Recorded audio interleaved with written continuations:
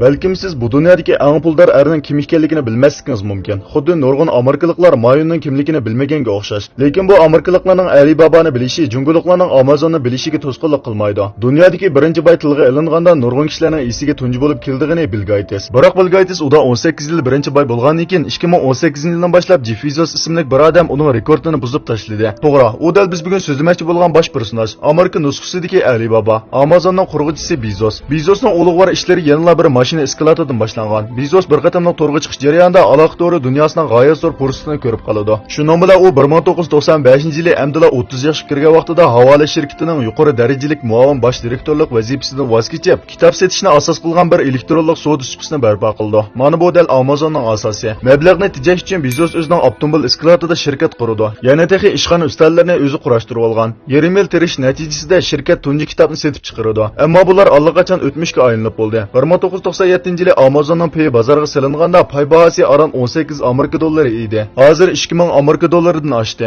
Avtomobil eskalatorida egilik tiklash haqiqatan go'zal rivoyat bo'lishi mumkin. Amaliyotda faqat Amazonla emas, balki Disney, Alma, Google qatorliqlarning hammasi kichkina avtomobil eskalatoridan boshlangan. Ba'zilar Amazonni elektronlik savdo deydi, ba'zilar yangilik yaratish texnikasi deydi. Ammo Bezos Amazonni bir xil turmush usuli yaratyapti deb qaraydi. 20 necha yil terish orqali Amazon kichkina bir tor kitobxonasidan cheki yo'q universal elektronlik savdo supisiga aylandi. Faqat siz o'ylab yetolmaydigan narsa bor, ammo Amazonda yo'q narsa yo'q. Bunday elektronlik savdo supisida omborda saqlash va ashyo oboti kam bo'lsa bo'lmaydi. Bezos mundaq dedi: "Tuvan bahoda tez surat yetkazish Amazonning markaziy ideyasi. Amazonning saqlash omborlari hozir butun dunyoga tarqaldi. Uning ustiga avtomatlashish darajasi kishini hayron qoldiradi. 80% xizmatni mashina odam tamomlaydi. Odam kuchi faqat nazorat qilib boshqarish rolini o'ynaydi. O'ylab boqing, butkul Amazon markaziy bir g'oyat zo'r mashina odam. Bezos azaldan yangi shaylarni sinab chiqishga jur'at qilishni yaxshi ko'radigan odam. Masalan, 2013-yili u shaxsiy salohiyati bilan Washington pochta gazetini sotib oldi. 2017-yili Amazon Amerika bo'yicha eng chong organik yemaklik zanjirishman talla bozorini sotib olib, odamsiz talla bozorini barpo qilib, yangicha parcha sotish turmush usulini yaratdi.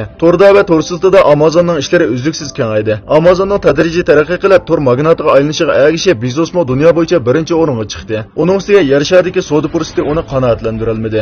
U olam boshliqini bo'ysundirishga urindi. 2015-yili Bezosning ko'kranlik olam boshliq shirkati raketani muvaffaqiyatli qo'yib berdi hamda qaytarib akilaladi. U yana bir fan texnika boyvachisi Tesla avtomobilining qurg'uvchisi Musk bilan elishchi olam boshliq musobaqasini qanot yaydirib, kimning avval yo'lovchilarni olam boshliqiga elib chiqib sayohat qildirganligini musobaqalashdi.